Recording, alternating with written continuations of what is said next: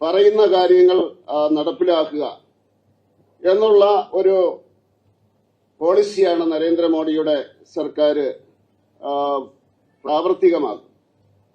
അതുപോലെ തന്നെ ഒരു റെസ്പോൺസിബിൾ സർക്കാരാണ്, റെസ്പോൺസ് ഉണ്ട് താനും.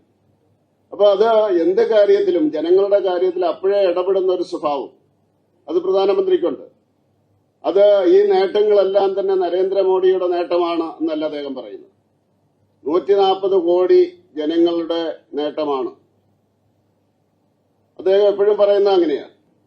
ഓരോരുത്തരുടെയും വരുമാനം കൂടണം, ഓരോ കുടുംബത്തിന്റെയും വരുമാനം കൂടണം, എങ്കിൽ മാത്രമേ രാജ്യത്തിന്റെ പുരോഗതി ഉണ്ടാവുള്ളൂ, പെർ ക്യാപിറ്റ ഇൻകം ഉണ്ടാവുള്ളൂ എന്നുള്ളൊരു ബോധ്യം ജനങ്ങളിലുണ്ടായിരിക്കുന്നു. ഈ സ്കീമുകൾ നരേന്ദ്രമോദി മുന്നോട്ട് വെക്കുന്ന എല്ലാ സ്കീമുകളും ഉപയോഗിച്ചുകൊണ്ട് സ്റ്റാർട്ടപ്പ് ഒക്കെ അതിന്റെ ഏറ്റവും വലിയ ഉദാഹരണമാണ്. അതുപോലെ മുദ്രാ ലോൺ അതിന്റെ ഉദാഹരണമാണ്. അത് ഏറ്റെടുത്തുകൊണ്ട് ജനങ്ങൾ അവരുടെ വരുമാനം വർദ്ധിപ്പിക്കാൻ വേണ്ടി ശ്രമിക്കുന്നു.